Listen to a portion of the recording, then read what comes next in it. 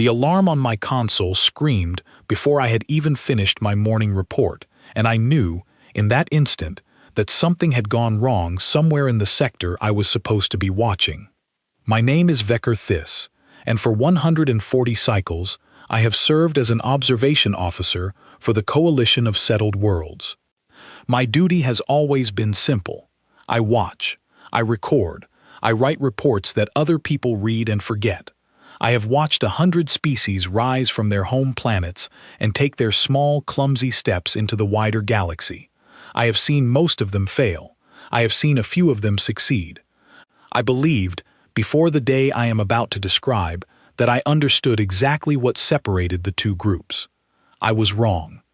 Let me start at the beginning, because you deserve to understand how little respect I had for the species that would, within a single day, make me question everything I thought I knew about strength. Humans joined the Coalition 11 cycles before the events I am describing. They came to us the way most young species do, hat in hand, asking for trade routes and technology and a seat at tables where the real decisions were made. We gave them scraps. We always give the new ones scraps. It is not cruelty exactly. It is simply how an old civilization treats a young one. You do not hand your best tools to a child, no matter how loudly the child insists it is ready. I had read the files on humanity, of course. Every observation officer had.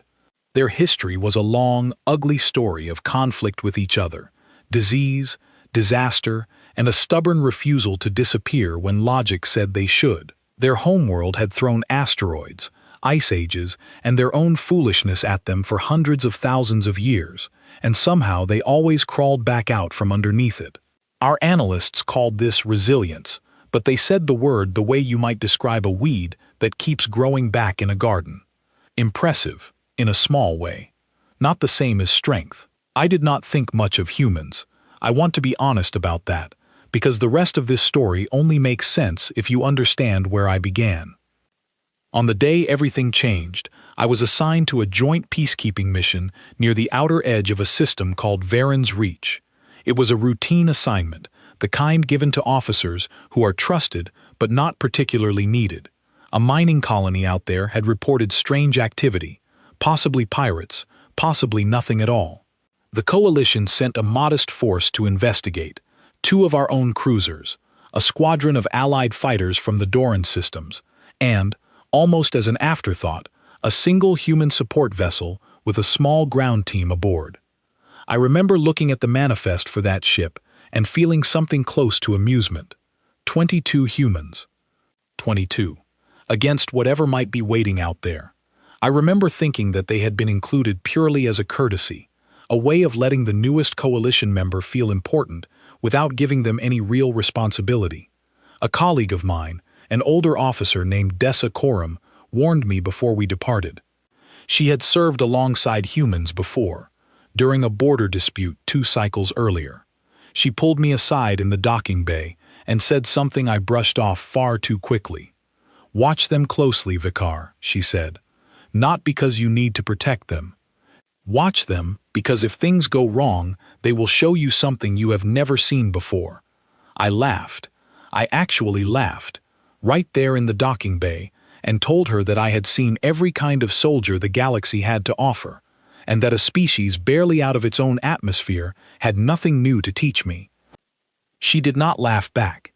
She simply looked at me with an expression I now recognize as pity, and said, "You will remember this conversation." She was right. I remember it every day. We arrived at Varen's Reach without incident, and for the first several hours, the mission unfolded exactly as I expected it would. Our cruisers took position near the mining colony, while the fighters conducted sweeps of the surrounding debris field. The human vessel, a small transport called the Iron Larkspur, held back near our formation, waiting for instructions like a junior partner should. I watched the human crew through our shared sensor feeds during that quiet stretch, mostly out of professional habit.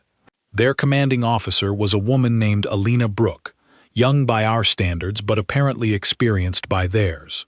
Her second was a broad-shouldered man named Callum Reyes, who spent most of the waiting period checking equipment that had already been checked twice. I found their behavior unremarkable. Careful, methodical, a little anxious. Exactly what I expected from a species still trying to prove itself.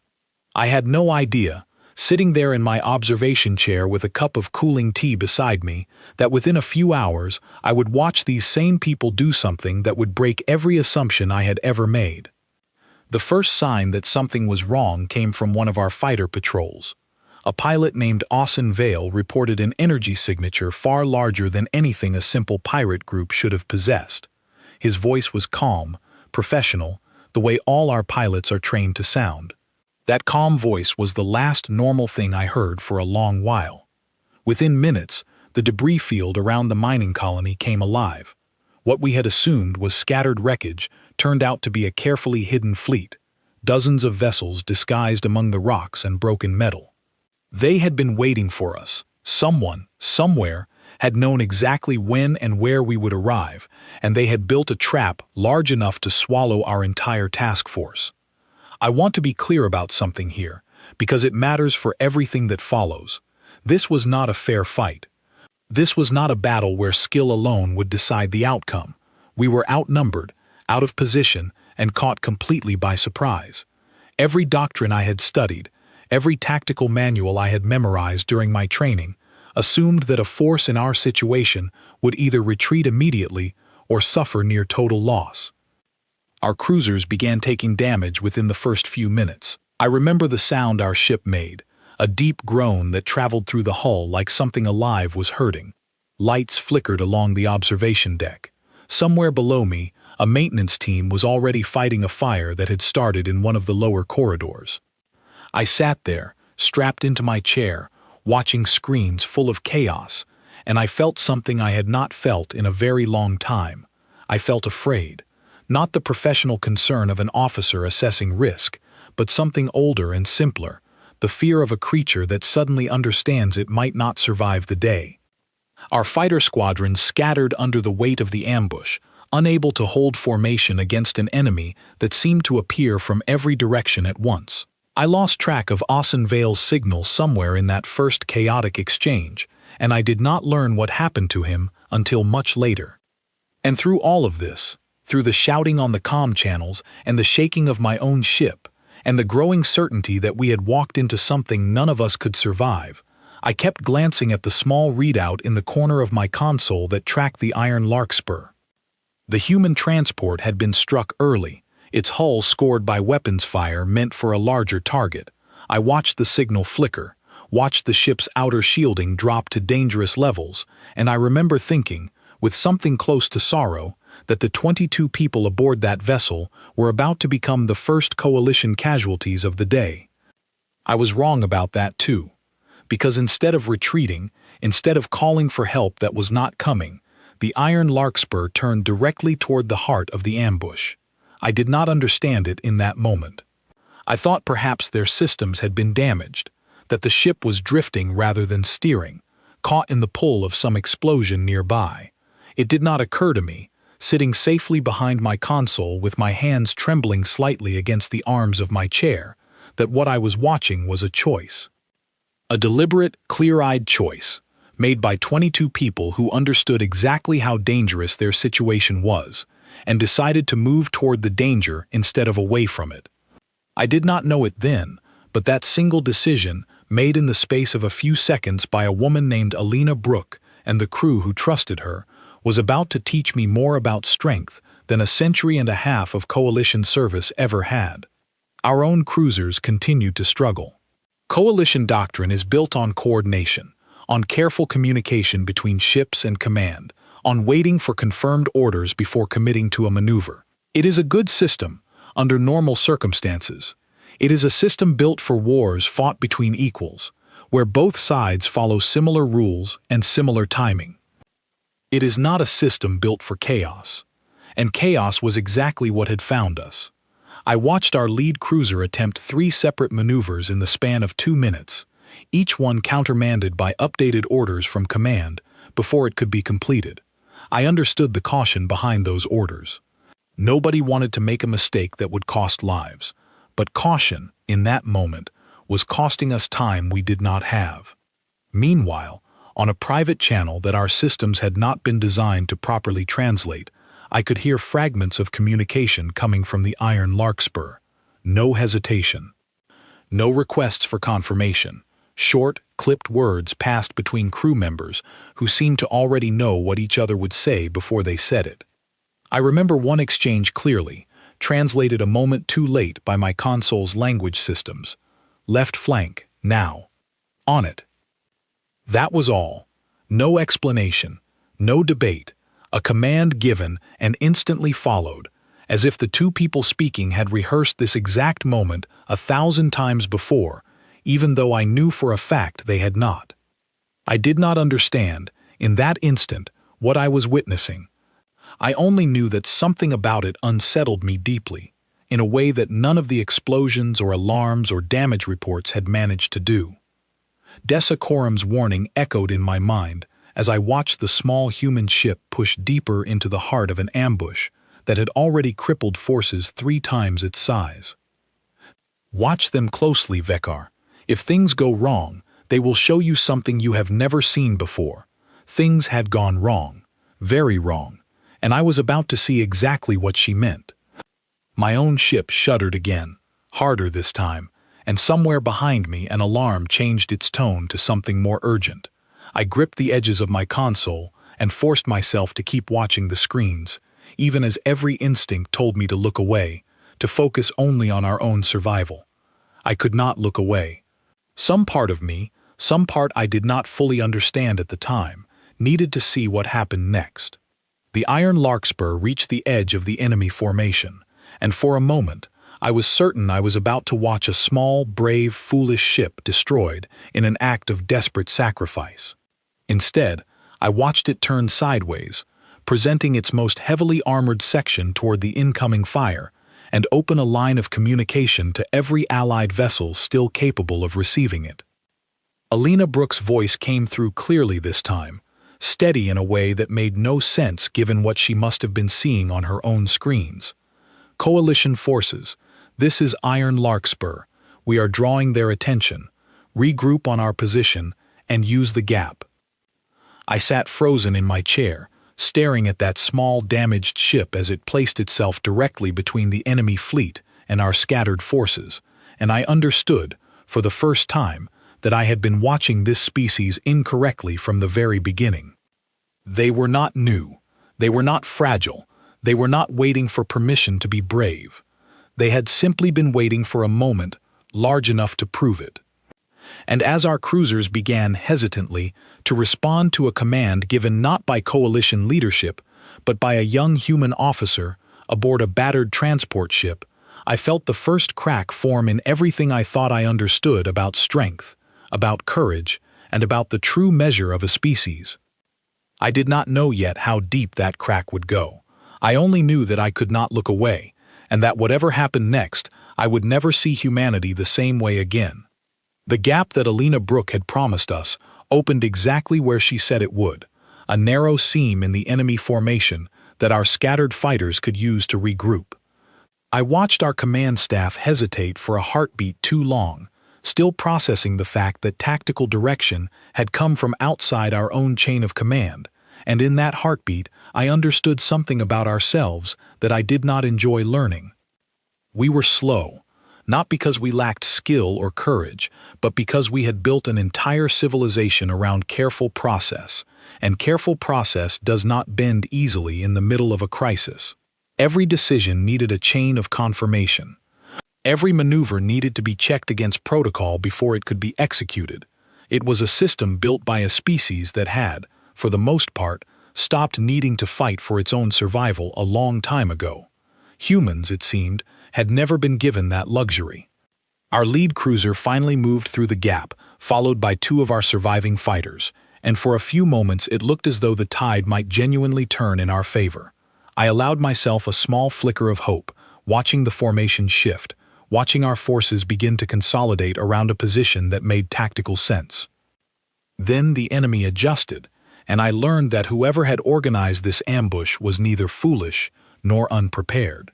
A second wave of hidden vessels emerged from behind the mining colony itself, using the structure as cover in a way that violated every assumption our intelligence reports had made about the facility.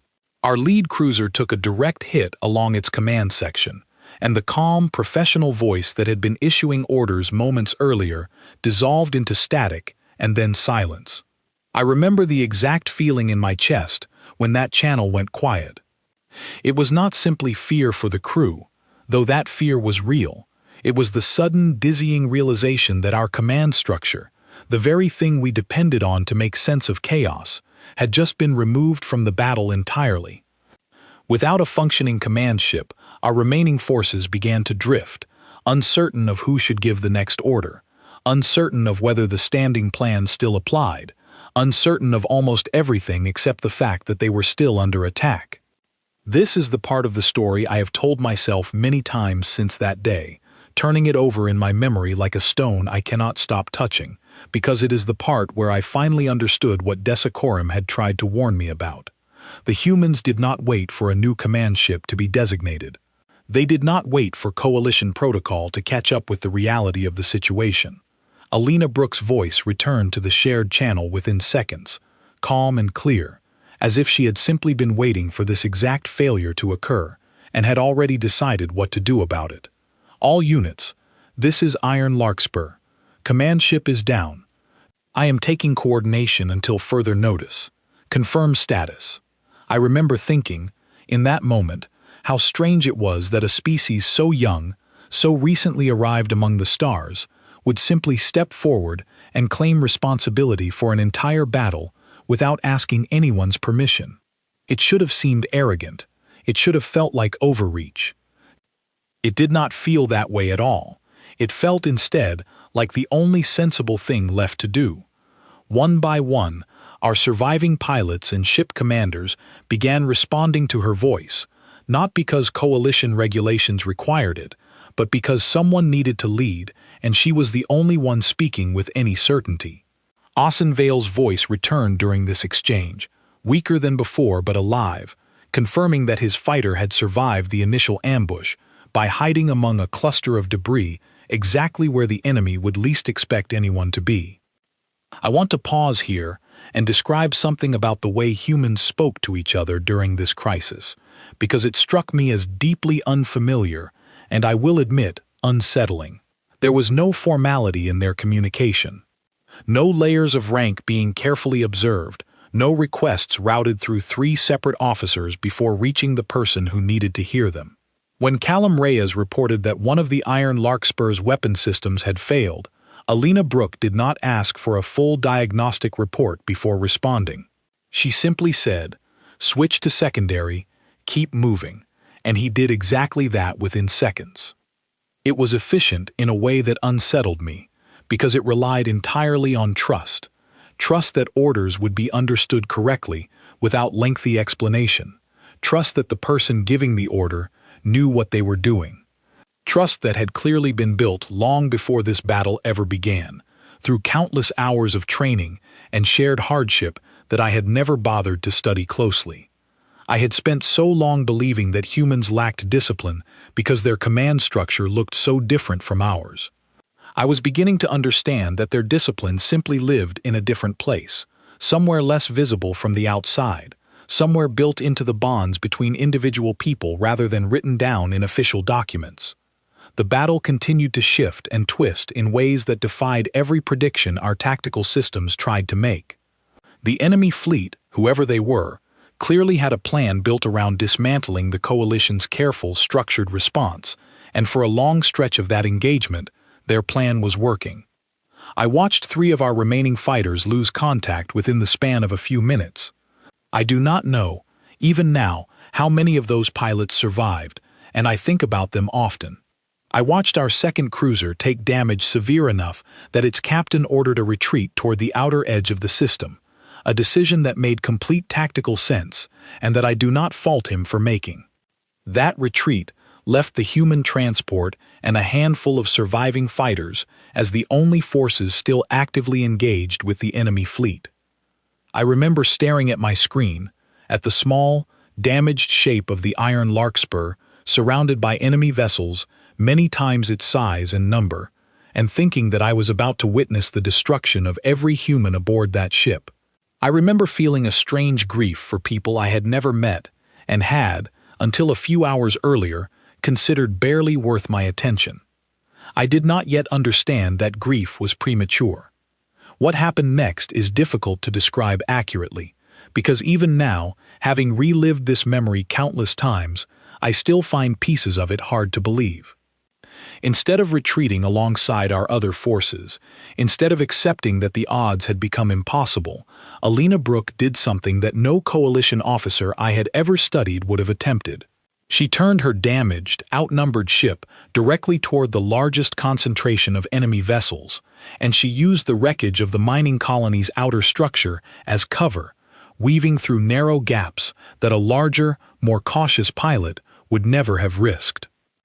I learned later, from records recovered after the battle, that her exact words to her crew during this maneuver were remarkably simple. She did not deliver a speech about honor or sacrifice. She did not invoke any grand cause. She said, according to the recovered logs, we are the only ones still in position to slow them down, so we slow them down. That was all, a statement of fact, followed immediately by action. I have thought about those words more than almost anything else from that day. There was no hesitation in them, no search for permission, no attempt to justify the danger of what she was about to do. There was only a clear assessment of the situation and an immediate decision to act on it, made by someone who understood that waiting for a better option was itself a kind of failure. The Iron Larkspur pushed deeper into the enemy formation, drawing fire away from our retreating cruiser and giving Ossen Vale and the handful of surviving fighters room to regroup around a defensible position near the colony's mining platforms. I watched the ship take hit after hit, its shields flickering and failing in sections, and I kept waiting for the moment it would simply stop responding entirely. That moment did not come, not yet. Somewhere inside that battered hull, 22 people were making split-second decisions I could barely follow from my position outside the ship, adjusting course, redirecting power, compensating for damage in ways that seemed to happen faster than any coalition crew I had ever observed. I began to notice something else during this stretch of the battle, something that troubled me more than the danger itself. The humans were not simply enduring the attack, they were learning from it. Each time the enemy attempted a particular maneuver, I noticed the Iron Larkspur's responses shift slightly, adapting to counter whatever pattern had just been used against them. It was subtle at first, easy to dismiss as coincidence, but as the engagement continued, the pattern became impossible to ignore. Where our coalition forces relied on established tactics developed over generations of careful study, the humans seemed to be developing new tactics in real time, refining their approach with every passing minute of combat. I did not have a word for this at the time. I do only have one now, and it is not a word I use lightly. I call it adaptability, though even that feels insufficient to describe what I witnessed. Ossen Vale's fighter, now operating alongside the human transport, began mirroring some of these adjustments, and I realized that whatever the humans were doing, it was contagious in a way that improved everyone fighting alongside them. Our allied Doran pilots, initially cautious and disciplined in their approach, began taking risks they would never have attempted an hour earlier, inspired or perhaps simply carried along by the momentum the humans had created. The enemy fleet, for the first time since the ambush began, seemed to hesitate. I do not know if machines or minds on the other side felt anything resembling surprise, but their formation shifted in a way that suggested confusion, a brief pause as they attempted to understand why a force they had expected to overwhelm within minutes was instead growing more difficult to predict with every passing exchange. It was during this pause that something happened aboard the Iron Larkspur that I did not learn about until much later, when the full record of that day was finally compiled and shared among coalition officers who had been present at Varen's Reach. A section of the ship's hull, damaged earlier in the engagement, finally gave way entirely, opening a breach near one of the lower decks.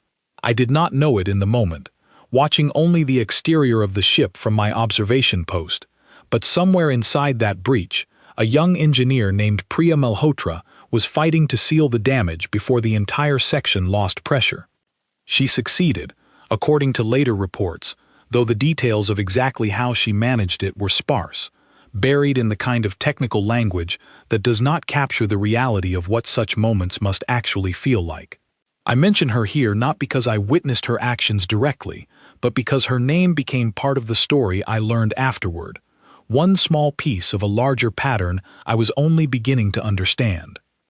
Every person aboard that ship, it seemed, had found some way to contribute to its survival, without waiting for instructions, without needing to be told exactly what their role should be, in a situation none of them could have fully prepared for.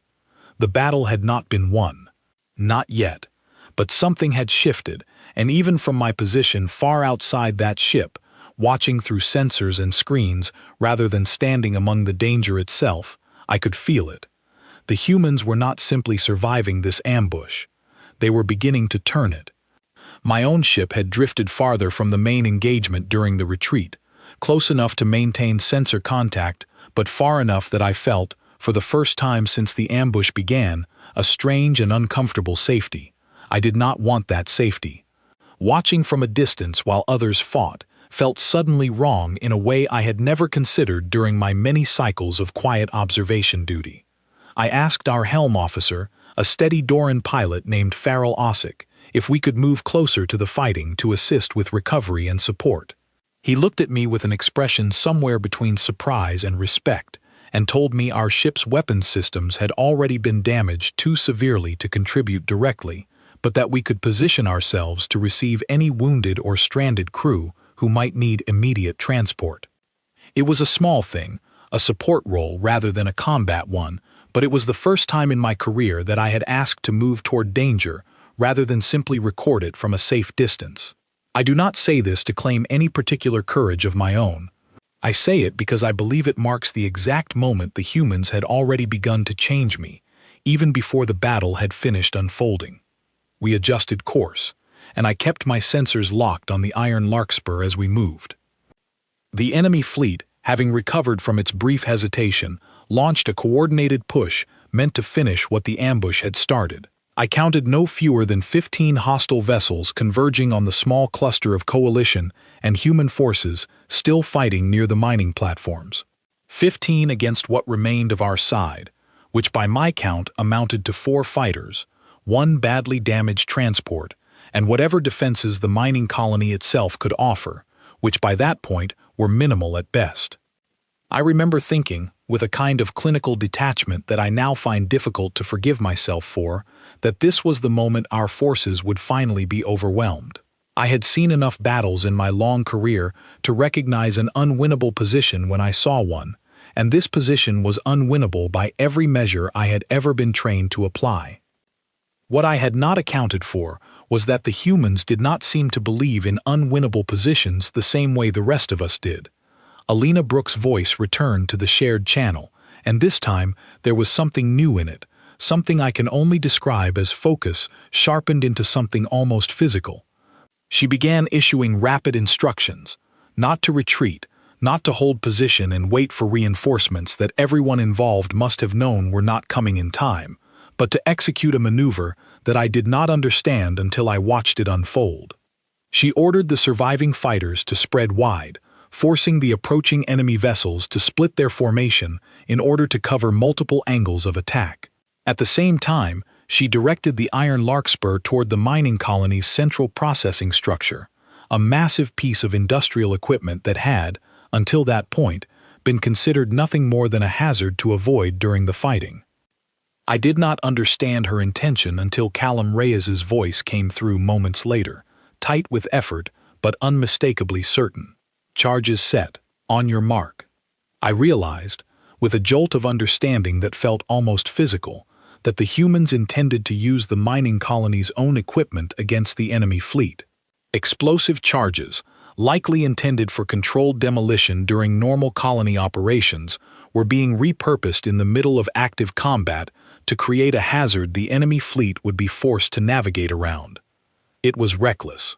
It was also, I would come to learn, Exactly the kind of improvisation that coalition doctrine had never trained its officers to consider, because coalition doctrine assumed that resources should only be used for their intended purpose, verified and approved through proper channels before any deviation could be authorized.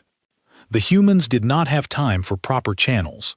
They had a mining colony, a handful of explosive charges, and 22 people who understood that survival sometimes required using whatever was available rather than waiting for what was ideal.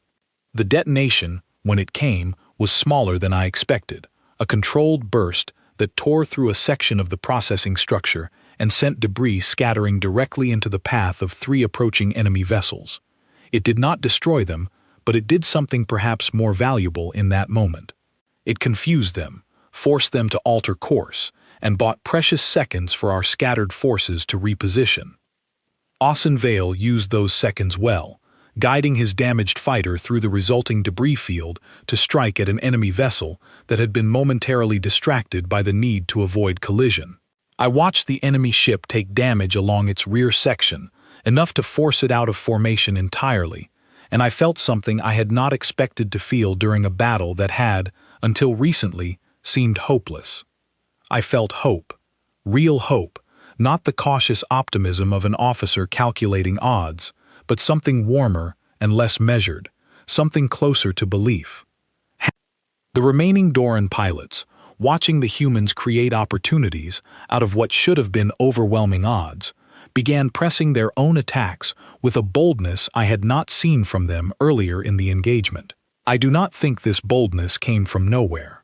I think it came directly from watching the humans refuse to accept that their situation was hopeless, and finding, in that refusal, permission to hope for something better themselves. This is perhaps the part of that day I find most difficult to explain to anyone who was not present. Courage, real courage, seems to move between people the way heat moves between objects placed close together. The humans did not simply fight well on their own. They changed the way everyone around them fought, simply by demonstrating, again and again, that the situation was not as hopeless as it appeared. The enemy fleet, now fighting a battle that had become considerably less predictable than they had planned for, began showing signs of genuine disorganization.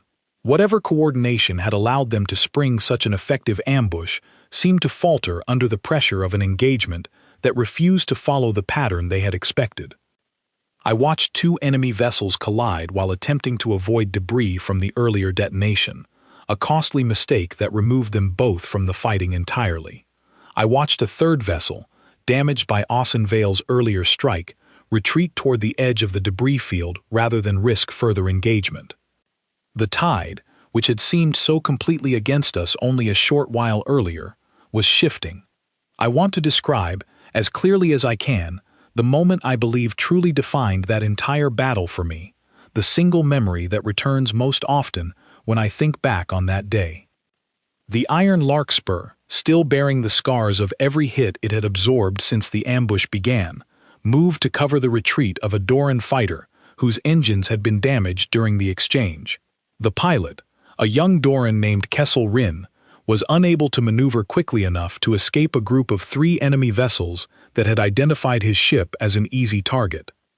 I watched the human transport place itself directly between Kessel Rin's crippled fighter and the approaching enemy ships, absorbing fire that would have destroyed the smaller vessel within seconds. There was no tactical advantage to this decision that I could identify at the time.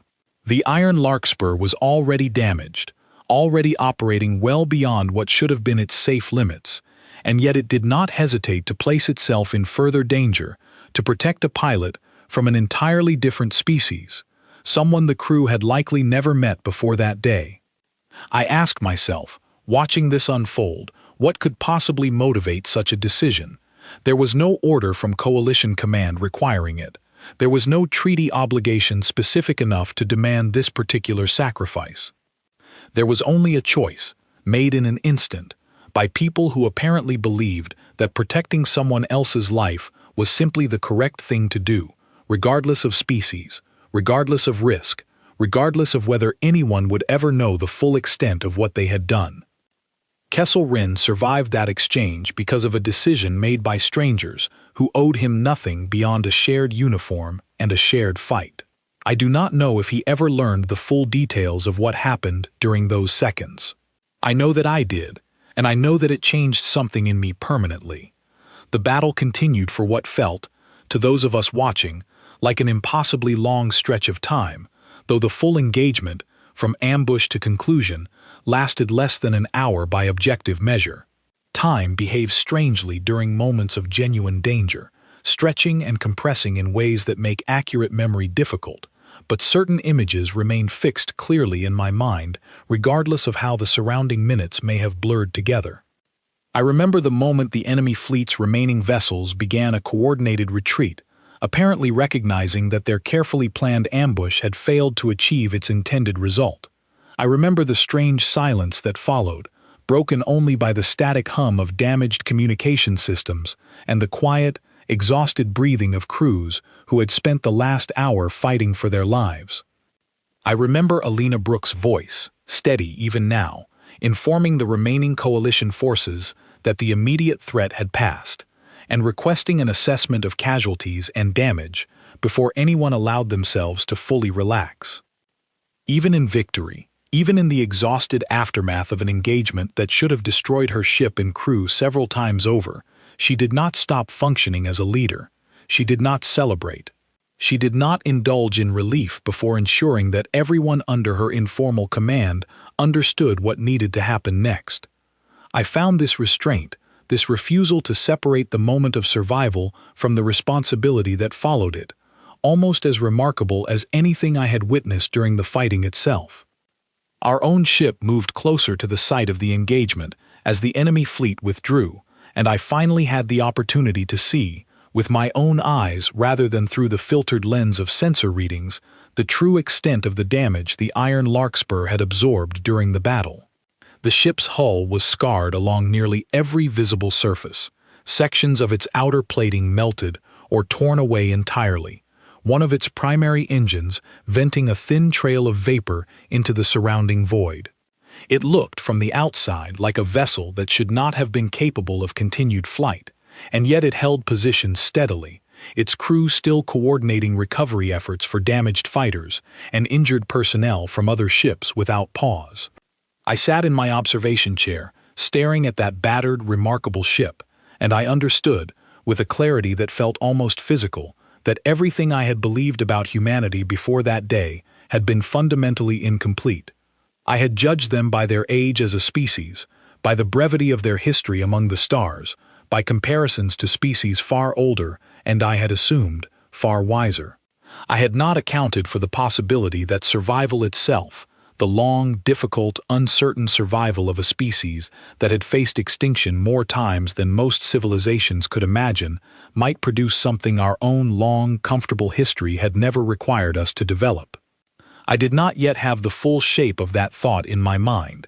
It would take the quiet hours following the battle and a conversation I did not expect to have before I began to understand exactly what I had witnessed and exactly what it meant for the future of every species sharing this galaxy with humanity. But I knew, even then, sitting in the aftermath of a battle that should never have been survivable, that something fundamental had shifted in my understanding of the universe, and that I would never again make the mistake of underestimating the small, damaged, unstoppable ship drifting quietly among the wreckage before me. The hours after the battle were quieter than I expected, filled with the slow, careful work of recovery rather than the celebration I might have imagined from a story told at a distance. Rescue teams moved between damaged vessels, pulling wounded personnel from wreckage, cataloging losses that would need to be reported to families and commanders who were, at that moment, still unaware of what had happened at Varen's Reach. I learned, during this period, that Austin Vale had survived his encounter with the debris field, though his fighter would need extensive repair before it could fly again. I learned that Kessel Rhin, the young Doran pilot whose life had been protected by the Iron Larkspur's intervention, had suffered only minor injuries, a fact he apparently found difficult to reconcile with how close he had come to losing everything. I did not learn, until much later, the full cost the humans themselves had paid during that engagement. 2 members of the Iron Larkspur's crew did not survive the battle, including a young technician whose name I later learned was Owen Marsh, who had been working to stabilize the ship's damaged systems when a secondary explosion tore through his section of the hull. I mention his name because I believe it deserves to be remembered, not simply as a casualty in a battle report, but as one of the people whose sacrifice made everything else that happened possible. I requested permission to board the Iron Larkspur once recovery operations had stabilized enough to allow it, a request that surprised my own superiors more than it should have. Observation officers do not typically involve themselves directly with the subjects of their reports. We are meant to remain separate, objective, distant enough to record events without becoming part of them. I found that I no longer wanted that distance. Alina Brooke met me personally when I boarded, still wearing the marks of the battle on her uniform, a shallow cut along one side of her face that had been treated but not yet fully healed. She looked exhausted in a way that went beyond simple physical tiredness, the particular exhaustion of someone who has spent every available resource, physical and otherwise, ensuring the survival of people under her care. I did not know what to say to her at first. I had prepared, during the short transit between our ships, a series of formal questions appropriate for an observation officer's report. Standard inquiries about tactical decisions, resource allocation, communication protocols. The kind of questions that would produce a document useful to coalition analysts, but that would tell them almost nothing about what I had actually witnessed. I abandoned those questions the moment she looked at me. Instead, I asked her something simpler, something that had been sitting at the center of my thoughts since the moment the Iron Larkspur first turned toward the heart of the ambush rather than away from it.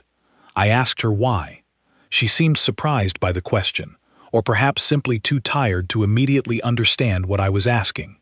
I clarified, as best I could, that I meant to ask why she had chosen to move toward danger when every reasonable calculation suggested retreat, why she had claimed command of a fractured battle without waiting for authorization, why she had risked her ship and crew to protect a pilot from an entirely different species.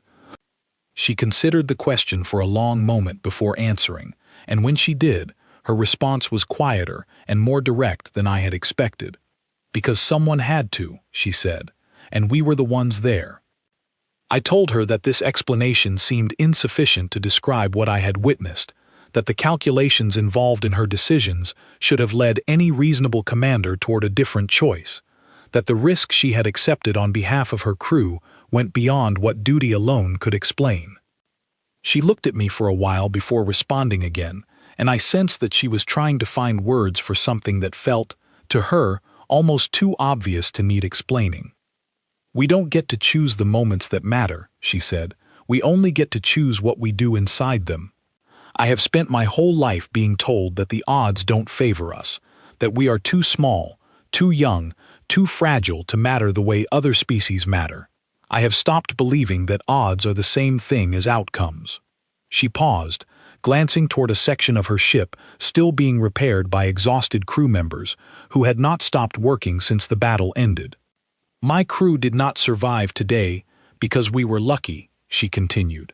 "We survived because we refused to accept that survival was impossible. Sometimes that is the only advantage you have.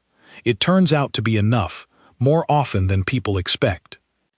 I asked her about Owen Marsh, and I watched something shift in her expression, a grief she had clearly been holding carefully aside in order to continue functioning as a leader for everyone still depending on her. "He knew the risk when he went down to that section," she said quietly. "He went anyway, because the ship needed him there, and because he trusted the rest of us to keep fighting while he did his part. That is what we ask of each other. Not certainty, not safety, just the willingness to do what needs doing, and to trust that everyone else will do the same." I did not have a response to this. I had spent a century and a half studying species across this galaxy, cataloging their strengths and weaknesses, ranking them according to careful metrics that felt, in that moment, almost embarrassingly inadequate to describe what I had just heard. I asked her one final question before I left the Iron Larkspur, a question I had been circling since the beginning of our conversation, without quite finding the courage to ask directly. I asked her if she had been afraid.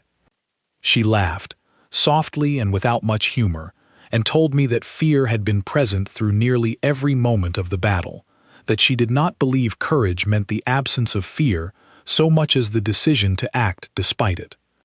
Anyone who tells you they weren't afraid today is either lying or wasn't paying attention, she said. Fear is just information. It tells you the stakes are real. What you do with that information is the only thing that actually matters. I returned to my own ship, carrying more questions than I had arrived with, and I spent the following hours reviewing every piece of data our sensors had recorded during the battle, trying to understand, from a more analytical distance, what exactly had allowed a force so heavily outnumbered to not only survive but ultimately prevail against an ambush specifically designed to overwhelm it.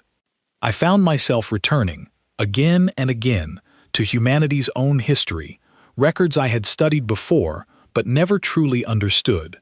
A species that had faced ice ages and plagues and countless conflicts among themselves, that had, by every reasonable measure, faced extinction more times across their relatively short history than most coalition species had encountered across their entire existence, and had somehow continued forward regardless. I began to understand something during those quiet hours of review that I do not believe our analysts had ever properly accounted for in their assessments of humanity. Their history was not simply a record of resilience in the way we had always described it, a passive quality like a plant surviving harsh weather. It was something closer to a forge, a long, difficult process that had shaped this species into something capable of extraordinary adaptation under pressure that would break most other civilizations entirely. We, the Coalition, had grown comfortable across our long history among the stars. Our conflicts, when they occurred, tended to follow patterns established generations earlier, refined through careful doctrine rather than desperate necessity. We had built an entire civilization around the assumption that careful planning would always be available to us, that we would always have time to consider our options before circumstances forced our hand. Humanity had never been afforded that particular comfort. Their entire existence, right up until their arrival among the stars, had been a continuous negotiation with circumstances that refused to wait for careful planning. I began to suspect, sitting alone with my data and my growing unease, that this difference explained everything I had witnessed at Varen's Reach far better than any tactical analysis could. We had trained our forces to fight wars we expected to happen, following patterns we had spent generations perfecting. Humans had trained themselves, across their entire history as a species, to survive wars they never expected, using whatever tools happened to be available in the moment those wars arrived. I do not believe this makes humanity superior to every other species in this galaxy in some simple, absolute sense. I do not believe strength works that way, reducible to a single quality that determines everything else. But I believe, and I believed it more firmly with every hour I spent reviewing that battle, that we had fundamentally misunderstood what kind of strength humanity actually possessed, and that this misunderstanding carried consequences far larger than a single skirmish near a mining colony at the edge of a system most coalition citizens would never bother to learn the name of. I thought of Desacorum's warning again, delivered so casually in a docking bay before any of us understood what the coming hours would bring. "Watch them closely," she had told me. "If things go wrong, they will show you something you have never seen before." I had seen it now. I did not yet fully understand what it meant for the future, for the careful balance of power that had defined this galaxy for longer than my own long life could properly measure. But I understood, with a certainty that settled into me like something physical, that this understanding would need to shape everything the Coalition believed about its newest member from this point forward. I began drafting my official report that evening, sitting alone in my quarters with the quiet hum of our ship's systems around me, and I found, for the first time in my long career as an observation officer, that I did not know how to begin.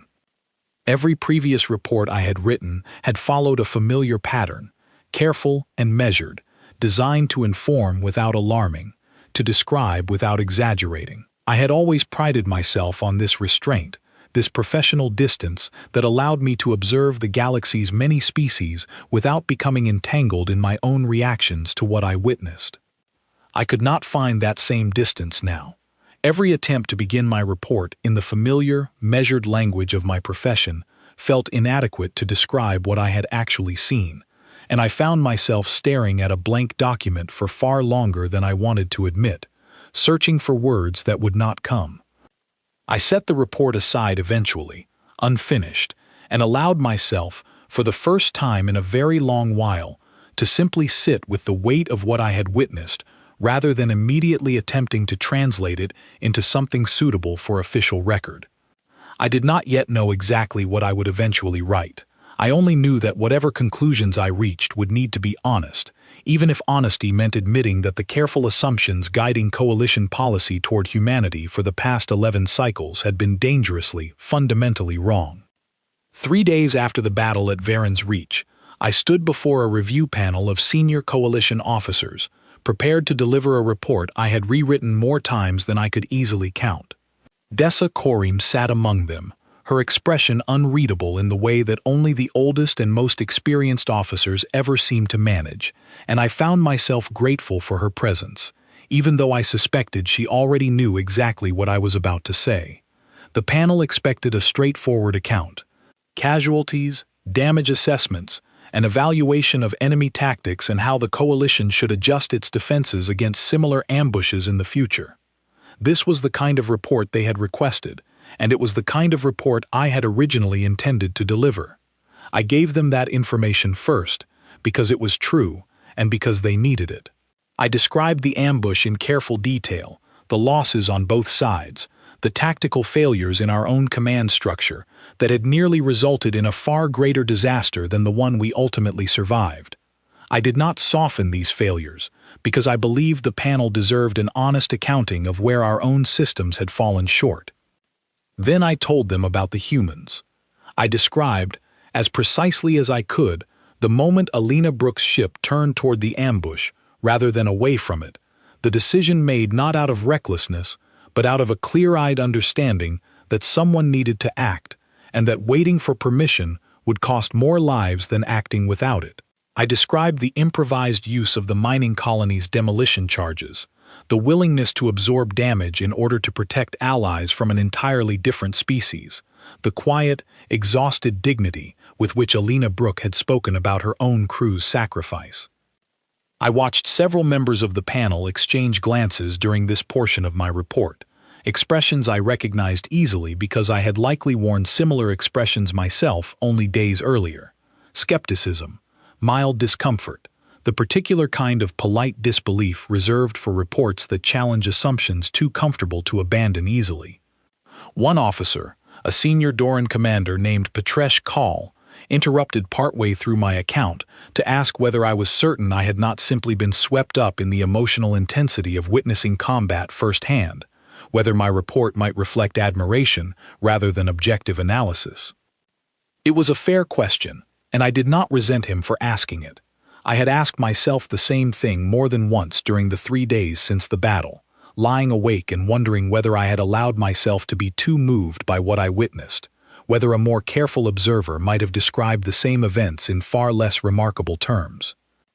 I told him honestly that I had considered this possibility extensively, and that I had reviewed every piece of sensor data available to me multiple times, searching specifically for evidence that would allow me to write a more measured, more conventional account of what had occurred.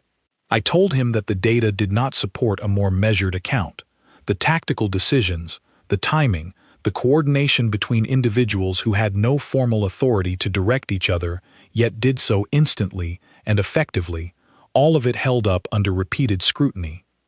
I told him that my admiration, if that was the correct word for what I felt, had not distorted my analysis. It had simply followed from an honest analysis, arriving only after I had already confirmed, through careful and repeated review, that what I witnessed was exactly as remarkable as it had appeared in the moment. Dessa Korim spoke for the first time during my presentation, addressing not me but the rest of the panel directly. "I served alongside a human unit during the border conflict 2 cycles ago," she said.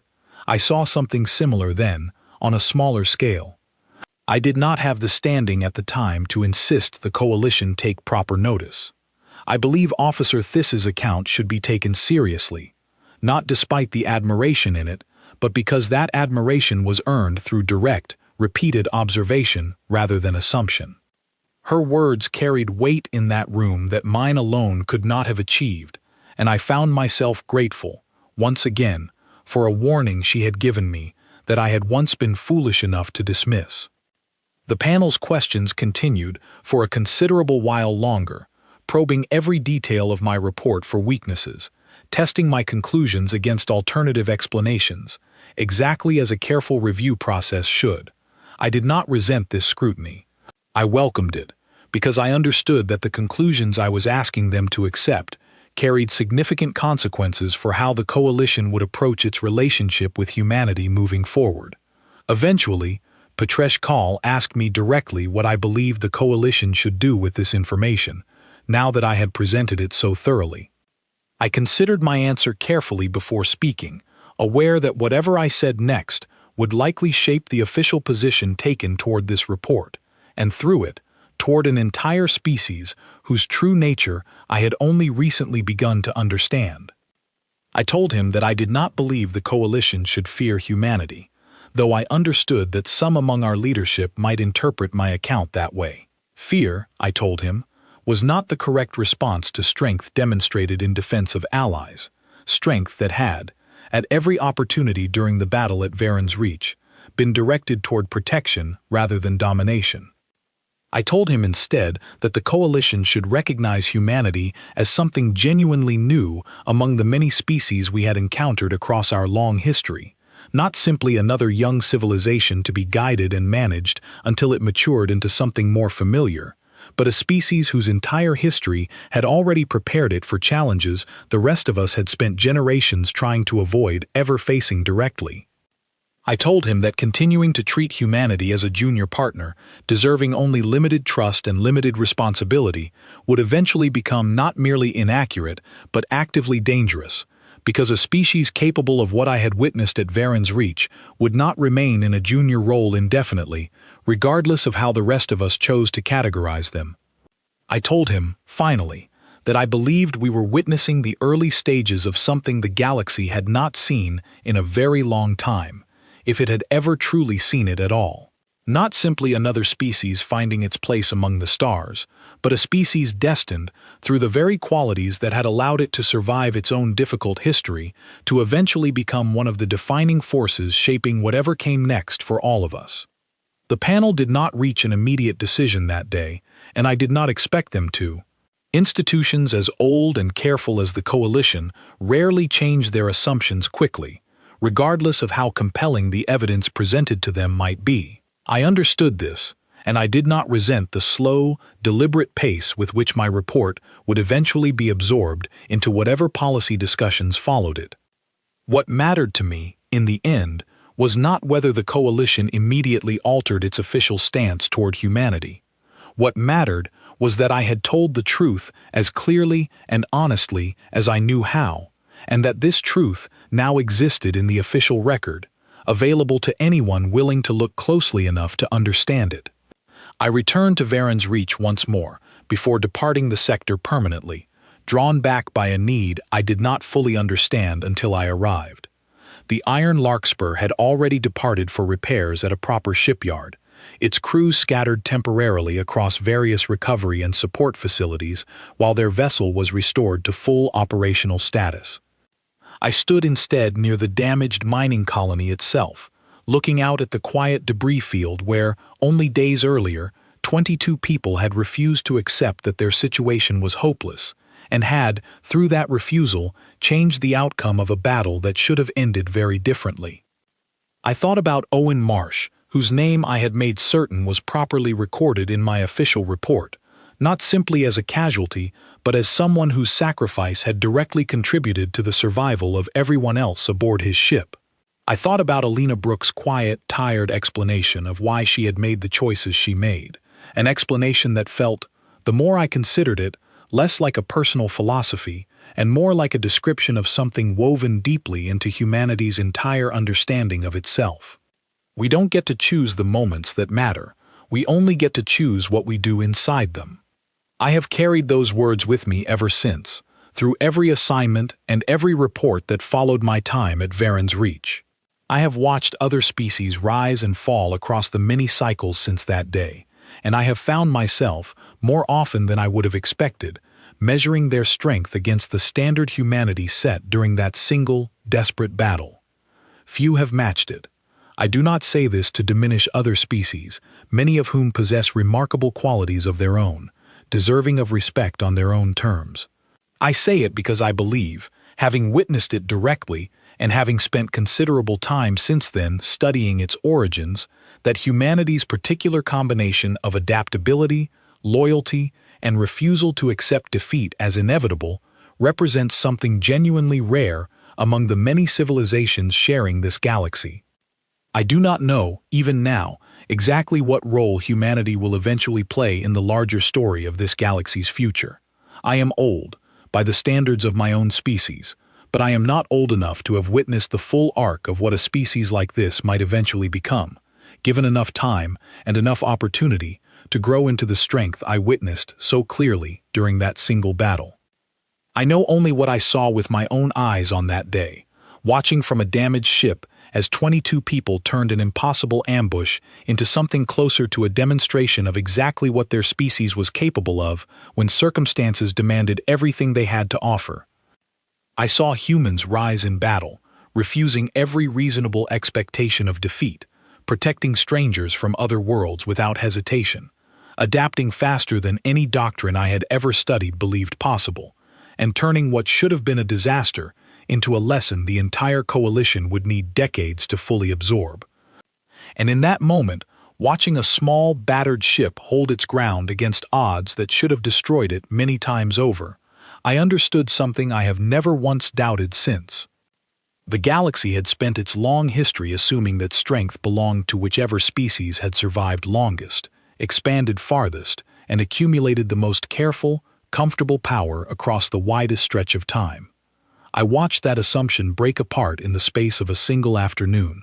I saw humans rise in battle. And I knew, with a certainty that has never once wavered since, that whatever this galaxy becomes in the centuries ahead, it will be shaped, in no small part, by the species that refused, against every reasonable expectation, to accept that the odds were the same thing as the outcome. I knew, in that moment, that the galaxy was theirs to help build, and I have never once regretted believing it.